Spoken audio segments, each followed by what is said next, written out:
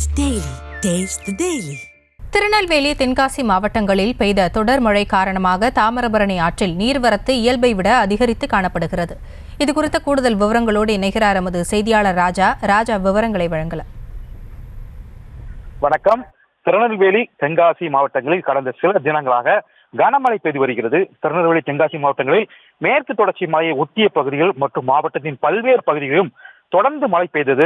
இந்த தொடர் மழை காரணமாக தாமிரபரணி ஆற்றின் கிளை ஆறுகளான கருணாநதி, ராமநதி உள்ளிட்ட ஆறுகளிலும் தண்ணீர் வரத்து இயல்பை விட அதிகரித்துள்ளது. மேலும் சமவெளி பகுதிகளில் உள்ள தண்ணீரும் இணைந்து தற்போது தாமிரபரணி ஆற்றில் இயல்பை விட அதிகரித்து செல்கிறது. தாமிரபரணி ஆற்றின் நடுவே அமைந்துள்ள குறுக்குத்தறை முருகன் கோயில் ஆண்டுதோறும் வெள்ளப்பெருக்கினால் மூழ்குவது வழக்கமானது. கோயிலின் சிறந்த கட்டிடக்கலை காரணமாக இது 1000க்கும் மேற்பட்ட வெள்ளங்களை தாங்கி எந்த சேதமின்றி நிலைத்து காணப்படுகிறது. எனினும் தற்பொழுது அந்த முருகன் கோயிலில் உள்ள மூலஸ்தானத்தில் இருக்கக்கூடிய சுவாமி கும்பிட பக்தர்களுக்கு அனுமதி மறுக்கப்பட்டிருக்கிறது. கோயில் வெளியே இருக்குதான் பக்தர்கள் சுவாமி தரிசனம் செய்து வருகின்றனர். தொடர்ந்து எனினும் பொதுமக்கள் எவ்வித அச்சமின்றி தாமிரபரணி ஆட்சி வழக்கம் போல நீராடி வருகின்றனர். விவரங்களுக்கு நன்றி ராஜா.